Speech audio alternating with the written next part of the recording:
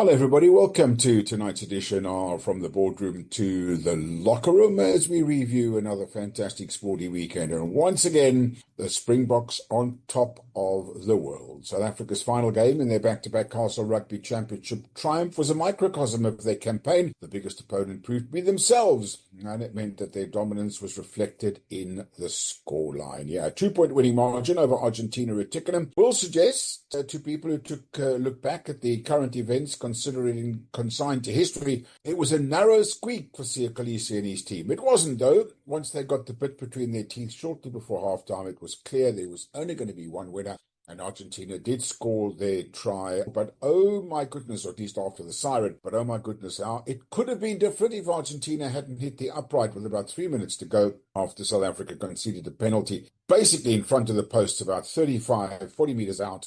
And unfortunately, they struck the post, and then they did go on to score after the siren, which gave them just a 2-point deficit against South Africa. But it wasn't anything like the South African performance at Kings Park in Durban the previous week, but it was still good enough for South Africa to lift the trophy and, of course, defend that title with the Boks 26 unanswered points from their 37th minute to 58th minute. It was effectively a repeat of what happened to New Zealand in Wellington and Los Pumas in Durban in the second half. There was just one team on the field, and the game and the championship were basically wrapped up in those few minutes. A totally dominant South African scrum. Brilliant performance by the pack of forwards, all of them, including the guys that came up off the bench, and a great performance, albeit there was one or two mistakes that the South Africans made, but you can understand.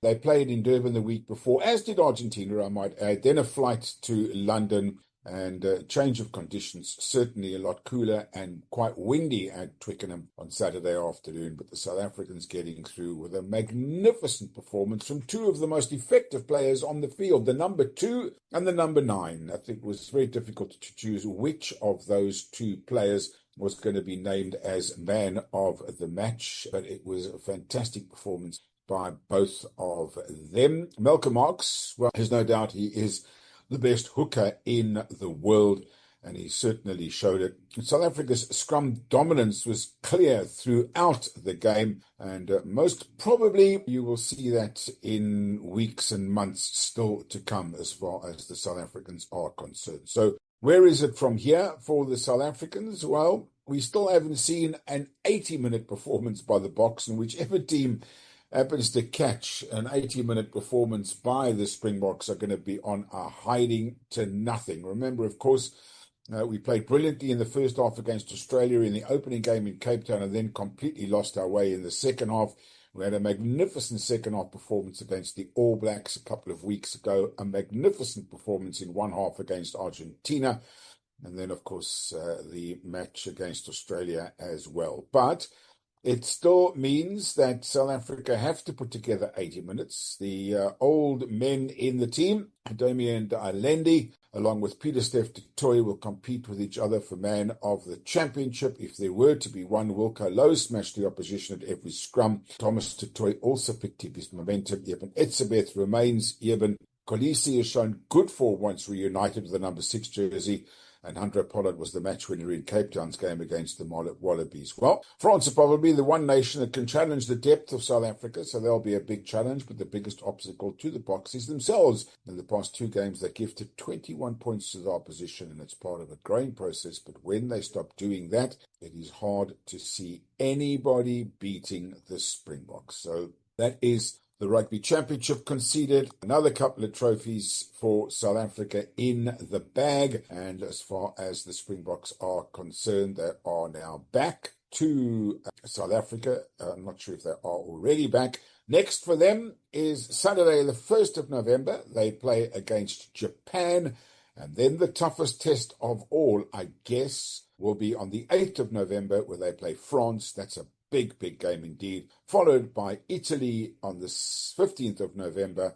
22nd of November, they play Ireland, which is one of their nemesis, and then against Wales, who I guess by that stage South Africa might be a little tired, but I don't think even a third-string Springbok side should lose to a very poor Welsh team at the moment. So still to come, Japan, the French, Italy, Ireland, and Wales. South Africa will play Japan at Wembley Stadium. Yep, that's going to be an absolute beaut. The Springboks will start their Castle Lager outgoing tour. It's a historic test against Japan. The test will be the first rugby event to be held at the famous North London venue since 2016, when the Springboks and the Barbarians played a thrilling 31-all draw.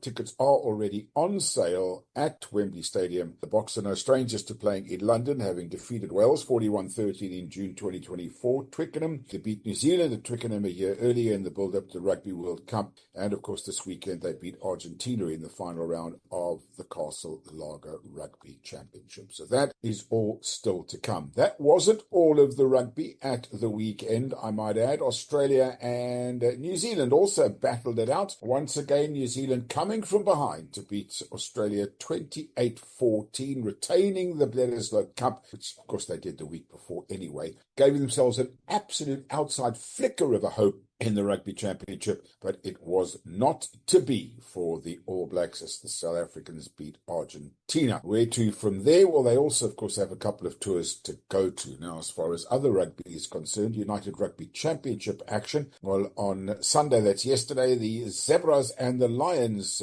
clashed. The Zebras scoring in the last minute of the game to level the matters at 20 points all, and then kicked the conversion to win 22-20. On Saturday, Munster and Cardiff played out an entertaining game, Munster winning 23-20. Benetton 16-14 over the Glasgow Warriors. The Bulls beat Leinster 39-31. And then on Friday evening, 17-all draw between the Dragons and the Sharks.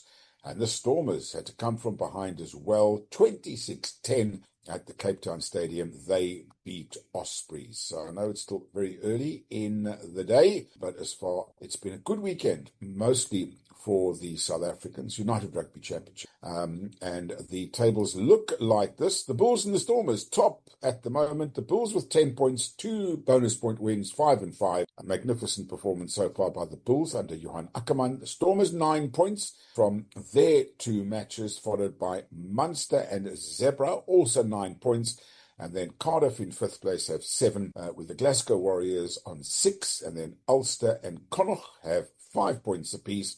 And then trailing right at the bottom, the Llanelli Scarlets and Leinster with Ospreys and the Lions on a single point. Who would have thought, even though there's just 2 matches played, the powerhouse of Leinster have only picked up a single bonus points. So what are the fixtures to come? Now, of course, no international rugby this weekend, so full focus will fall on the United Rugby Championship, where Munster play Edinburgh and Llanelli Scarlets play the Stormers. Stormers go away from home for the first time Friday evening. That could be a bit of a tough challenge for them. They haven't played well away from home over the last few seasons. And then a full program on Saturday sees Benetton hosting the Lions, Ospreys hosting the Zebras, the Glasgow Warriors play the Dragons, Leinster play the Sharks, perhaps an opportunity for the Sharks to get a win against Leinster, Cardiff against Connacht, and Ulster will host the Bulls. So all the South African teams are away from home over the course of the weekend. And Friday sees the Dragons against Cardiff, Edinburgh against Benetton, and Connacht against the Bulls the following week. So a full program of rugby on the United Rugby Championship front that's coming up this weekend. Let's turn our attention now to cricket. And we start with the big clash yesterday between India and Pakistan. And India quite convincingly beat their rivals Pakistan by 88 runs in a clash that was marred by controversy as players refused to shake hands at the stadium. The 2 captains avoided the customary handshake at the toss, and there was hardly a glance exchanged during play. Once the formalities were done, both sides made a beeline to their dressing room, skipping the traditional post-match greetings, a frosty ending to a heated encounter. Now, the problem that we have here is the BCCI, which basically runs cricket, even though there is a controlling body called the ICC, the International Cricket Council. They should be taking action. But of course they won't, because the BCCI, as I say, which is the Board of Control for Cricket in India, basically runs cricket throughout the world, and it's their players who are involved both in the men's and women's game that are basically bringing the game into disrepute. The animosity brewed during the recent Men's Asia Cup in Dubai and seemed to spill over to the women's fixture in Colombo even before a ball was bowled Controversy struck when the toss went the wrong way. Pakistan skipper Fatima Sana's calls of tails was misheard by match referee Shande Fritz and announced Mel Jones as heads by the announcer. Mel Jones, when the coin landed heads up, the decision was incorrectly awarded to Fatima, who chose to field. The drama didn't stop there. Pakistan's Munib Ali was caught short in bizarre fashion after surviving a leg before appeal. She wandered out of her crease, and though she had grounded her bat when the throw came in, it was in the air when the bails were dislodged. The television umpire ruled her out amid heated protests from the Pakistani camp. India's innings was built on a series of useful starts. So lots of controversy going on in the Women's Cricket World Cup, and they need to do something about it. To the ICC, the tournament, of course, is under their auspices. So let's look at some of the other results from the tournament. Just to remind you that India were 247 in their 50 overs. Pakistan won 59 all out.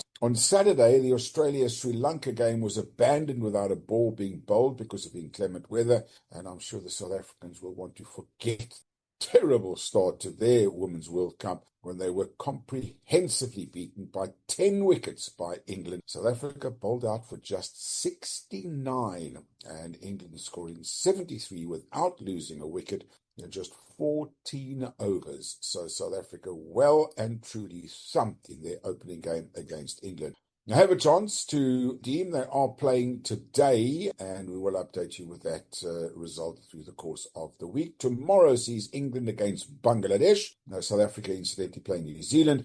Wednesday sees Australia play Pakistan. Thursday sees India against South Africa. And then on Friday, it's New Zealand against the Bangladeshi. Saturday, it's England against Sri Lanka. And Sunday, the Indian women against the Australian women. So that is your cricket action as far as the Women's World Cup is concerned. As far as other cricket is concerned, it is action on the field in the South African competition, the Cricket South Africa 4-day series. Let's have a look at how things went over the course of the weekend. Well, a fighting century from Keegan Peterson wasn't enough to save the Titans from a heavy 196-run defeat against their opponents at the J.B. Marks Oval. That ended yesterday. The Titans were completely outplayed by the Dragons. 258, not good enough. In Paarl, half centuries from Bryce Parsons, Tsepang Titole and Jason Smith helped the Dolphins cruise to a comfortable 5-wicket win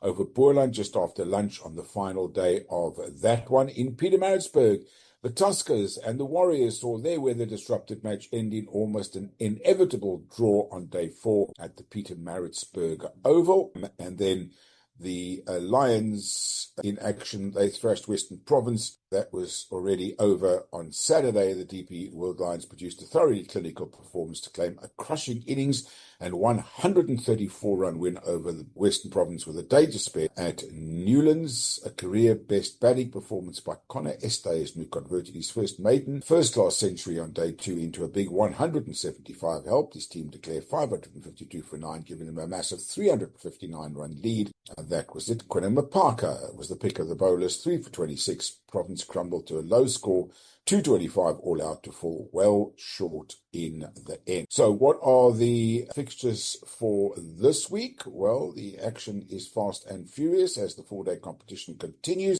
It continues on with lots of action in the South African Cricket South Africa 4-day series. The fixtures look like this as the weekend goes along. Starting on Wednesday, it's the Dolphins against the Lions.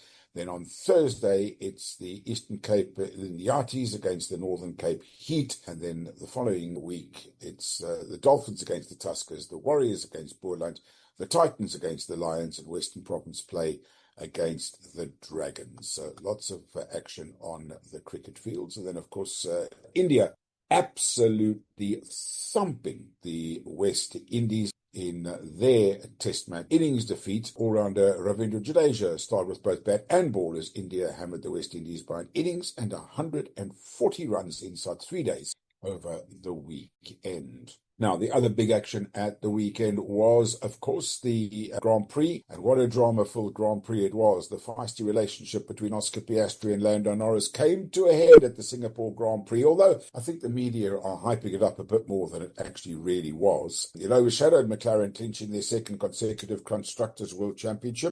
That's in the media. I can tell you right now that the McLaren boys have had a massive celebration to successfully attain that title that they won last year. It's the 10th time in the history of Formula One that McLaren are Constructors' Championship. Piastri was left fuming after Norris made a superb start from 5th on the grid and forced his way past in the opening complex of bends. Sparks flew as the McLaren teammates collided wheel to wheel, with Norris going on to finish 3rd and Piastri 4th. George Russell won the race, and Max Verstappen came 2nd. Very, very few opportunities to overtake on this track in extremely, extremely hot conditions in the humidity of Singapore. What it does mean is that Lando Norris has cut the lead that Oscar Piastri has now down to 22 points.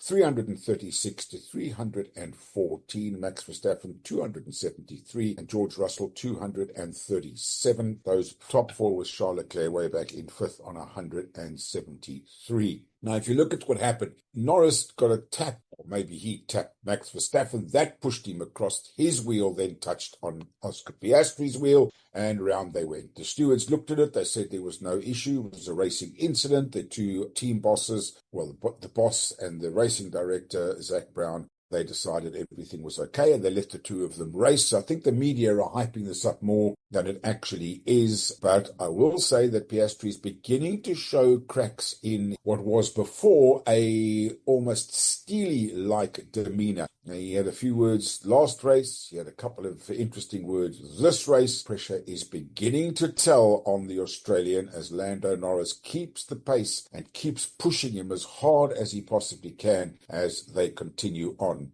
Piastri was unhappy with the call, but he did compile with the call, but complied, leading the boss, Adrian Seller, to say it showed the values and principles they have at McLaren. There was a bit of racing going on. They're going to let them race. Zach Brown said the first lap incident was part of hard racing, and it had been clean.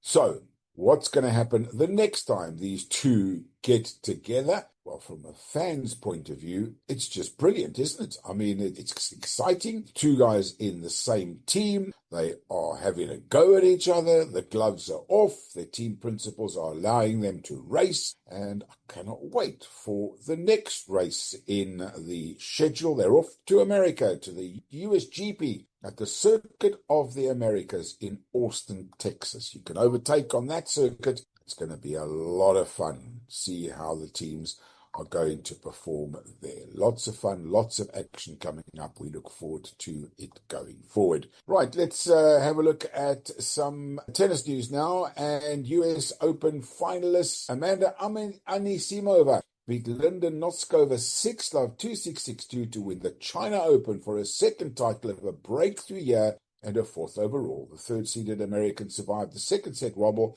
to beat the 26-seeded Czech in 1 hour and 46 minutes in Beijing. She lifted the trophy in the Chinese capital almost exactly 1 month after reaching the US Open final, where she lost to world number 1 Aryna Sabalenka. The 24-year-old Anisimova is the third American to win the China Open after last year's champion Coco Gauff and 23-time Grand Slam champion Serena Williams. Anisimova collapsed on the hard court in victory, lying on her back and putting her hands up over her face.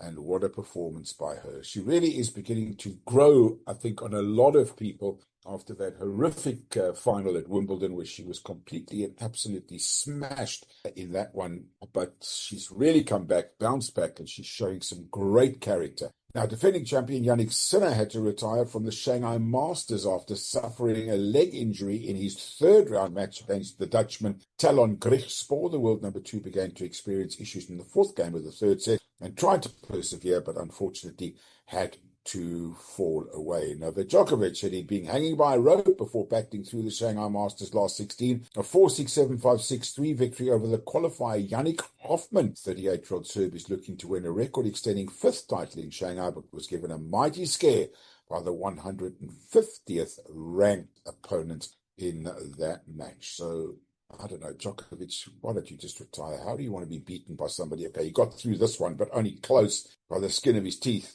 And maybe enough is enough. Novak, maybe let's just leave it to the other guys. Now, golf, and South Africa's Garrick Hichu was out-dueled by Stephen Fisk down the stretch. Fisk capturing his first PGA Tour title with victory at the Sanderson Farms Championship in Mississippi. Fisk started the day 2 shots adrift of the third-round leader Hichu took advantage of a costly error by the South African to claim a deserved win at the Country Club of Jackson. The 28-year-old American carded a final round 8 under 64 to finish 24 under par, with Hichu closing on a 68 to leave him at 22 under par. Fisk rattled in 9 birdies and just one single bogey in a brilliant round, which saw him go toe-to-toe with his playing partner Hichu on the back 9. Brilliant performance by him. And then the Alfred Daniel Links Championship was reduced to 54 holes after high winds cancelled play on Saturday, and those winds were absolutely horrific. They really were. And Ryder Cup hero, Robert McIntyre became the first Scot to win the Alfred Daniel Links Championship in 20 years, just a week after featuring in Europe's Ryder Cup triumph over the United States. McIntyre won 1.5 points at Bethpage Black, secured victory in Scotland with a round of 66 at the Old Course of St Andrews to finish 18 under. The weather hit tournament Tyrrell Hatton, who secured the half point that saw Europe win the Ryder Cup, finished 4 shots back in second place after going 7 under on the day. McIntyre's victory saw him follow Colin Montgomery, the last Scottish winner of the Daniel Links back in 2005, as he chalked up a 4th European Tour title. Well done to him. Right, let's talk football now, and the Carling Cup in South Africa.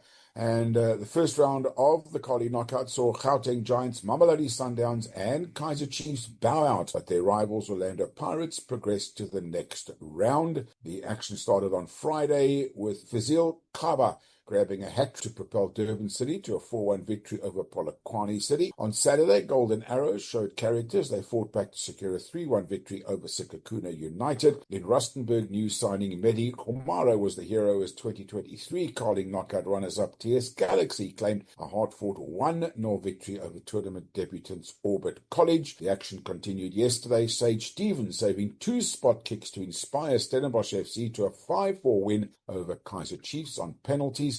And lastly, Richards Bay secured an impressive 4-1 victory in their match against their opponents. So the full series of results: Durban City 4, Polokwane City 1, Orlando Pirates 1, Siwelele 0, Orbit College 0, TS Galaxy 1, Golden Arrows 3, Sikakuna United 1, Sundowns and Maruma Gallants 0-0, Gallants winning 7-6 on penalties, Richards Bay 4-1 over Chipper United, Stellenbosch and Chiefs 0-0, Stellenbosch winning on penalties 5-4, AmaZulu 2, Magesi 3, and the draw has been made now for the quarterfinals. Pirates against Magesi, Richards Bay against Durban City, Maruma Gallants against Stellenbosch, and Golden Arrows against TS Galaxy. And then on the Premier League front this weekend, the results as follows: Brentford 0, Manchester City 1, scrappy performance by Man City. Wolves 1, Brighton 1, Newcastle 2, Nottingham Forest 0. Everton ending that magnificent run by Crystal Palace, 19 games, 2-1 to Everton, breaking that unbeaten run of Palace. And Aston Villa getting points on the board, beating Burnley by 2-1. On Saturday, Chelsea 2, Liverpool 1. They've now lost 3 in a row, have Liverpool. Manchester United a win at last at home against Sunderland 2-0. Arsenal 2-0 victors over West Ham. And Leeds 1, Spurs 2. So the fixtures for this weekend, of course, none because of the FIFA international break. And then the following week, Saturday, the 18th of October and the 19th of October, some big matches. The biggest of all, 5:30, Sunday, the 19th of October, Liverpool host Manchester United. Manchester United will go there with a bit of confidence after being on a decent run with a couple of wins under their belt. And Liverpool, 3 losses in a row. Now, other football, of course, the international fixtures coming up in World Cup qualifiers, and after the drama over the last couple of weeks with South Africa being docked 3 points as well as a 3-0 aggregate, there is going to be some big action as far as African football is concerned. It starts on Wednesday. That's 2 days from now, where Eswatini play Angola, Ethiopia play Guinea-Bissau, Libya play Cape Verde, Mauritius play Cameroon, the Central African Republic play Ghana, Chad play Mali, Comores play Madagascar, Djibouti play Egypt, Sierra Leone play Burkina Faso, Nigeria play Congo, and Tanzania play Zambia. Thursday sees Burundi against Kenya, Botswana against Uganda, Liberia against Namibia, Malawi against Equatorial Guinea, Mozambique play Guinea, and Somalia play Algeria.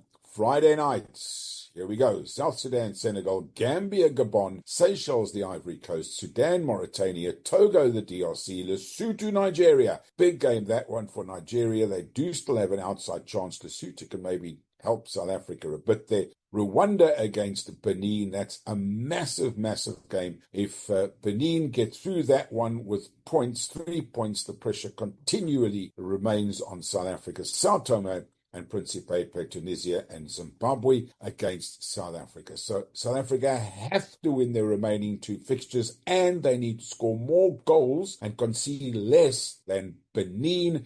If Benin win their 2 goals for automatic qualification after South Africa would dock their points.